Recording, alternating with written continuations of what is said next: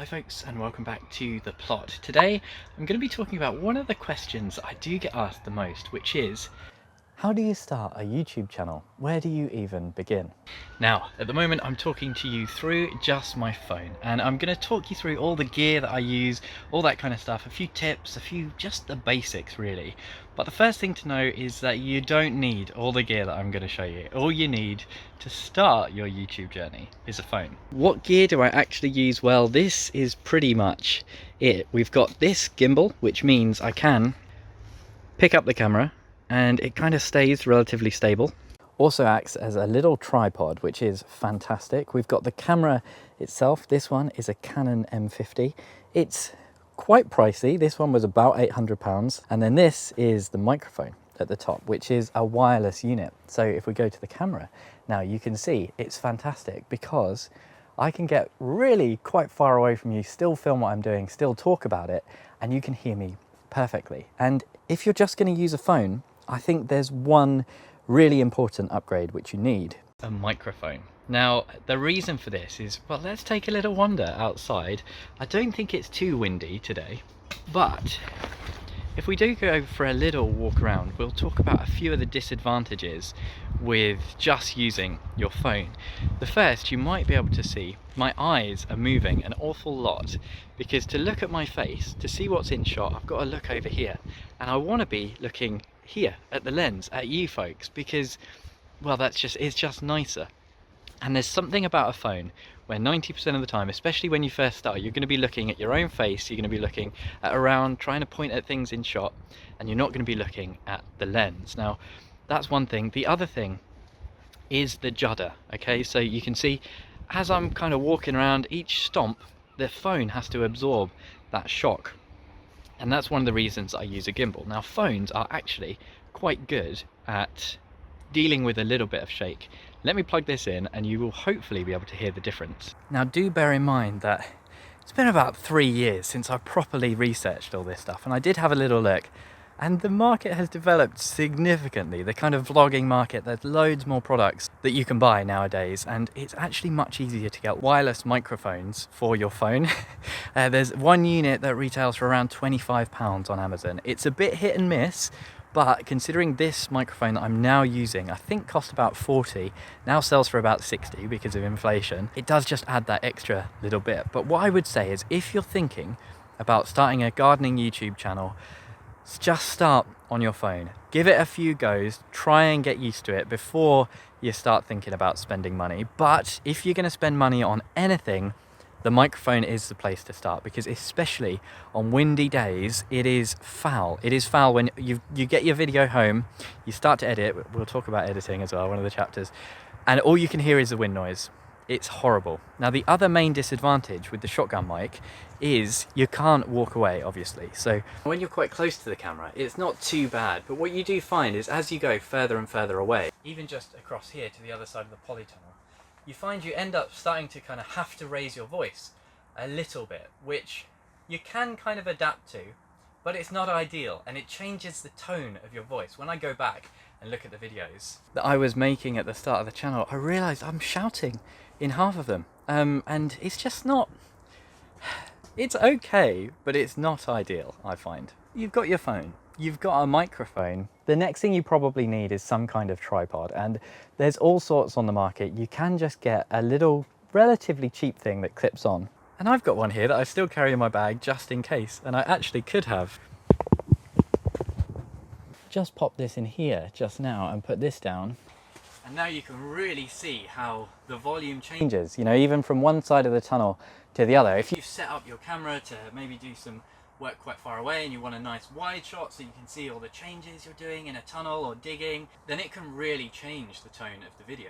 But if we switch to the wireless mic, I can completely change my tone, and it's just much more cozy. It's just much nicer having the microphone close to me and not having to worry about where I am in relation to the camera. It's one less thing to think about. Back to that original question, how do you start a YouTube channel? You just have to do it. The answer is just get out there and do it. I spent 4 months wishing that I could start a YouTube channel. I just thought, oh, it would be really cool if I was kind of documenting this process and charting what I was doing. and I just didn't quite have the guts to do it, you know, to actually pick up that camera and start recording. So my first video on the channel now is the first video that I ever made. It's still up. It was about the last 4 months that I'd spent, you know, wishing that I'd started the channel. How do you do it? Pick up your camera, pick up your phone, get out there, film a video. And then once you've filmed your video, it's time to edit. And the editing process is where it can be, there's kind of like 100 different ways you can do it, really. I'll talk about my setup first. So I use the camera, I take the SD card out of the camera, we're going super basic, put the SD card into the computer, copy over all of my video files, and then put those into an editing program, which you will pretty much 100% need. If you want to make a video, you probably need a program, unless you just shoot one entire video, one take, and then put that in YouTube, which is not going to be good. Okay, and this is another thing. Your first videos probably not going to be good. It takes a really, really long time to get comfortable talking to the camera, to start to feel like yourself. It took me about 50 videos, you know, a year until I stopped. When I go back and look at those videos now. Hello everyone, welcome back to the channel. It's a gorgeous morning. It's about after the first year that I stopped cringing and stopped going, oh, that is horrible. He looks so awkward, you know. Well, I hope you enjoyed the introduction to my channel and what I'm getting up to this month. So do just be prepared for your first videos to be a bit painful to get through. You know, the first time you pick up a camera and start recording yourself, it's not easy. It's not easy. But anyway, the editing program I use is something called Premiere Pro. It's probably the most popular, the most widely used, the easiest to find tutorials for, but it costs about £20 a month. And if you're just starting and you don't want to spend money, then there are free alternatives. The most powerful free one is probably a program called DaVinci Resolve. And it's a bit of a learning curve, okay? There are tutorials, but you do need to be prepared to put a bit of time into learning, even just, you know, doing the basics, putting in your videos, cutting out the pauses or the bits of where you're fiddling with the camera that you don't want to be in the video, that kind of thing. And then once you're happy, you export the video, you put that on YouTube, then you make a thumbnail and you do a few more bits behind the scenes, putting in a few bits of information for YouTube. I mentioned that I use Premiere on my desktop, and I do think that it's not essential, but if you want to have an easy life editing, you probably need a Mac. You need Final Cut Pro, I think is the Mac one, or you need a Windows PC with some of that software. It's just much, much easier on a keyboard and mouse. I know people that do edit videos on their phone. There's some phone software that you can get where you can edit the video. Some people do it on tablets.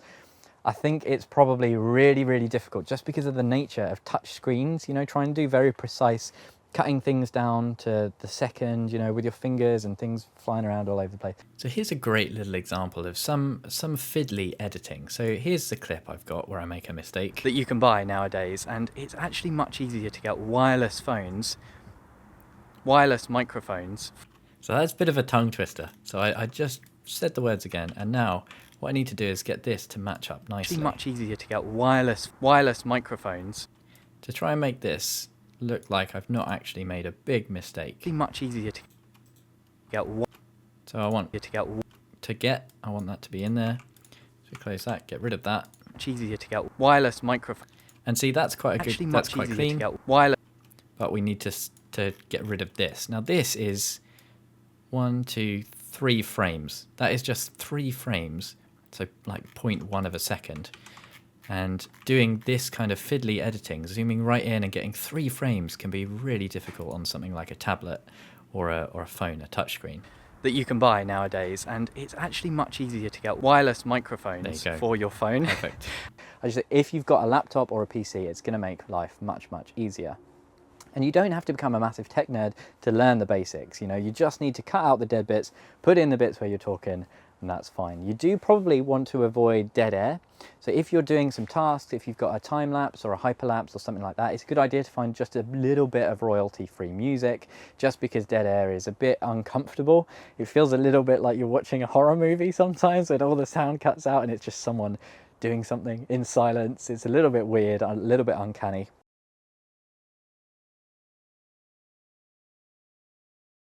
Now, some people hate editing, some people love it. I don't really mind it. It depends what kind of video you want to make and how much effort and time you want to put into the production. You know, you will have favorite YouTubers, you will have your own sources of inspiration, you will have little things that make you go, oh, I like the idea of doing that in a video. You might like funny little funky transitions you've seen, or you might have seen some other techniques that you want to put into your own videos, and it's fine to be inspired by all of that stuff. You'll develop your own style over time, and that's something to kind of lean into, to know that it's an evolving process. My style is still changing and adapting, but it's pretty set now. You know, everyone who clicks on one of my videos pretty much knows what they're going to get and knows what to expect. Tony C. Smith has a similar but slightly different style. One of my favorite styles, there's a channel called Soil and Toil Allotment, and their style is very simple. They're just behind the camera, they're walking around and they do a tour of their allotment about once a month.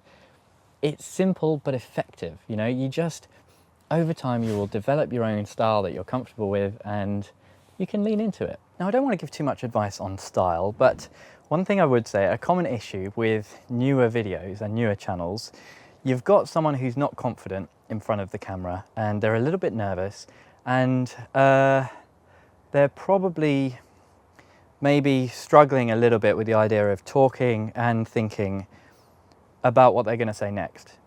And you get a lot of dead air, you get a lot of ums, you get a lot of hmms, you get a lot of kind of dead space where the viewer isn't getting much. Now, if you want to, you'll probably grow out of that, but if you want to, you can cut that out in the editing. And you'll see I do that quite a lot still to this day, where I've got bits where maybe I'm pausing just like then to think about the next sentence. I just cut that out. I know that I'm going to take the pause, and I know that I'm going to cut it out, and it's fine, and it kind of relaxes you. You get used to it. And another big stylistic choice to make is whether or not you want B-roll. And I'm being very broad here, but quite often if you're doing an allotment tour, for example, if I was talking about these chili peppers and the camera's there, then it's nice sometimes, if I know the camera's going to be there the whole time I'm talking about this pepper, it's nice to shoot some B-roll, shoot some close-ups of the pepper, because from there, from where you are, you can't really see this pepper. Can you even see what colour the pods are? Can you see that there's a bit of mould on the leaves? Can you see that it's obviously on its way out?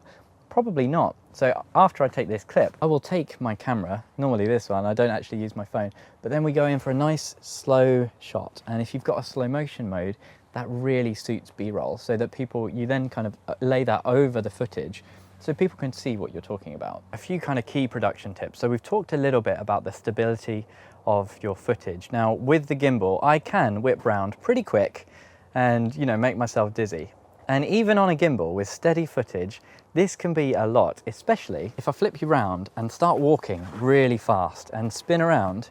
One thing you have to be really careful of is whether or not you're going to give your viewers motion sickness. So it's another one of the cardinal sins of kind of new channels. They walk around phone in hand and it's shaking around all over the place, they're whipping it around, and you know, it can just be really quite painful to watch. Now the camera, let me take it off the gimbal, and you can see how juddery walking around with the camera probably is, you know, especially compared to that gimbal when we're moving around fast. And for me, looking at this little screen that the camera's got, this looks quite okay. But I know every little shake, every little thud is really quite horrible when you make a video. Now with the gimbal in hand, to me, this is sort of the best of all worlds. You know, I get a nice stable camera.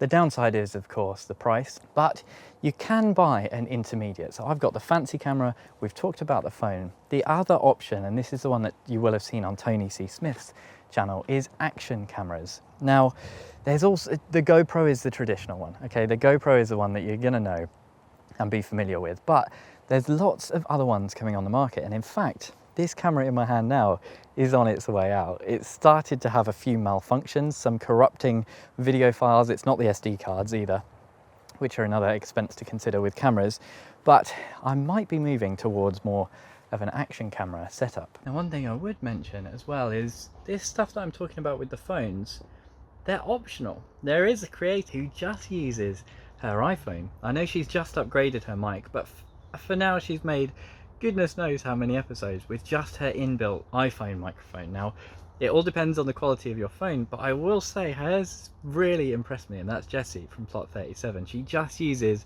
an iPhone. Nothing else, just a little battery power pack as well, so that she doesn't run out of battery, and a tripod. She uses her inbuilt mic, and when she wants to talk to you, she just gets a little bit closer. So it really is all you need to get started. One other thing you might like to do, which is very common in YouTube, allotment videos, is time lapses. Long-term videos of you doing something that's going to take half an hour to an hour, like digging over a bed. Most phones will have a time lapse, sometimes it's called hyperlapse option, that kind of thing. It's quite a good idea to use that instead of just setting your phone to record one video, because the file size will be massive and then you'll have to speed it up in your editing software. Another quick little tip, if you're walking around especially, it's generally a good idea to try and follow what's called the photography kind of rule of thirds. You notice how my face is on the corner of the frame. I find it quite weird when people walk around with their head in the center. It's just a little bit uncanny.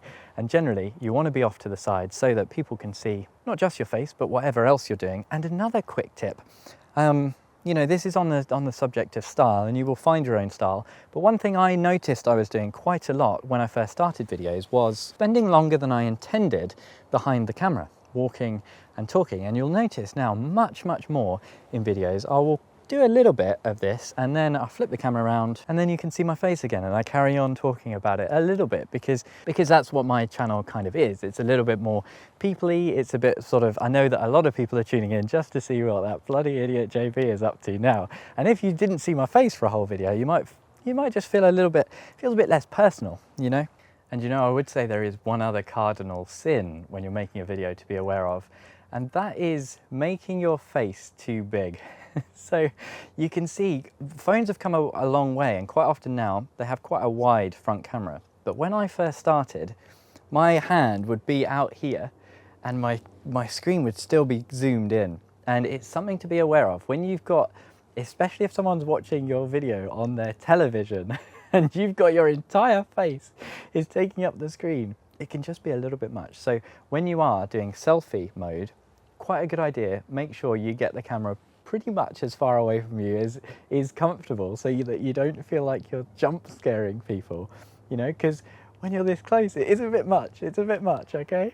So we've talked a bit about what you need. We've talked a little bit about some of the upgrades and gears, a little bit of kind of production basics and tips. We've talked about editing, and now I want to talk a little bit about the attitude of the video maker, and to mention expectations for creating a channel. You probably follow lots of successful creators. I myself have just hit 10,000 subscribers, which is a fantastic milestone. I'm just amazed that the channel has become this big. It's worth noting though that it took me, I think, between 20 and 30 videos to get my first 100 subscribers. When I was first making videos, and I was making quite highly edited ones, I was adding a lot of music, I was doing lots of B-roll, I was trying to do one a week, and they were quite high effort. I would spend a good 5 to 10 hours editing, sometimes 15 if you're trying to learn a new technique, and they were pretty much going nowhere. But I was over the moon. When I first started getting 100 views on my videos, I couldn't believe it, and I was getting the first lovely comments starting to come through, really encouraging, kind of giving me lots of tips. I was a beginner on the allotment, so it was just fantastic, and I never expected the channel to get as big as it is, and I think that's a really, really healthy way to start a channel. And in fact, I think it's probably the right way to start a channel, if I'm being honest. I have a bit of a personal dislike for when people start gardening YouTube channels with a view to becoming the next big thing, the next Hugh Richards, the next Charles Dowding. There's, it's one thing doing that if you've got 20 years of experience, but if you're a beginner and you're reading things and imparting them as if, this is revolutionary knowledge and everyone should listen to you and click your video to find out more, it doesn't rub well with me. And I think it's very, very obvious. It's not a good way to find an audience, I think, because there's an inherent kind of dishonesty, a little bit of a grift, a little bit of, trying to use the audience for money.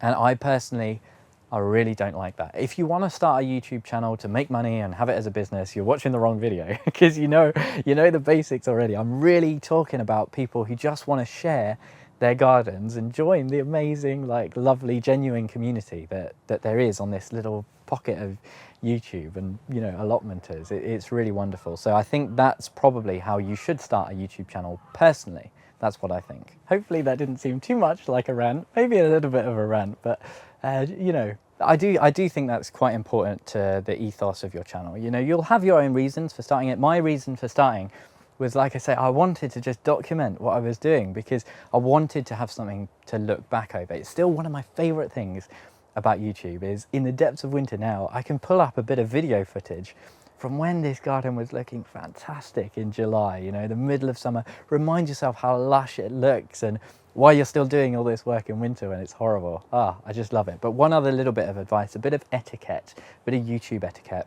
Do not, whatever you do, start a YouTube channel and then go around to all the other garden YouTube videos, go into the comments and go, hey guys, check out my new channel that I've just started. It's just not polite. That's basically the only way I can put it. A lot of people will delete those comments because it's, once again, it's kind of begging for attention and it's just a bit rude. There's no real other way to put it. It's just not a polite thing to do on YouTube. So do just be aware of that. Put your videos out there. Come on our Potty Mouth Discord. You know, there's a bit on there to where you can share new videos. There's a few places on kind of Facebook and stuff like that where maybe you can share some new videos. There are places where it's okay to share those videos, and the YouTube comments of other creators is not that place. This video was inspired by a question on the Potty Mouth Patreon, and if you have any questions about getting started making videos and that kind of thing, it's a great place to come along. One of the things about making videos is, especially nowadays as Google becomes saturated with just AI nonsense that, you know, doesn't really answer anything, finding the answers to questions about specific things to do with gear or editing can be really tricky, and sometimes it's just easiest to ask a person, and I love giving people advice on this stuff. That's why I'm making this video. So do come along. The Potty Mouth Discord, probably the easiest place to find me. Links in the description or on my Patreon, of course. There we go. That's my tips, my advice, all kind of off the top, a little bit scattered. I kept having little ideas as I was going through, but hopefully you found it useful. Hopefully it's inspired you to just pick up your phone and give it a go. It's very, very difficult. It's more difficult than you think if you've never tried it, but do give it a go. Let me know in the comments. Come over to the Potty Mouth Discord, have a little chat, and I hope it helped. An extra special thank you to all of my Chili Pepper tier patrons, Tony, Bill, Pam, Louise, Mel, Michael, Denise, Socks in the Garden, and Andrew. Filming this video has just been a nice little reminder of where I really started, and the fact that I have, you know, patrons now is just phenomenal. Blows my mind. But thank you all ever so much for watching, and hopefully I'll see you again in the next one.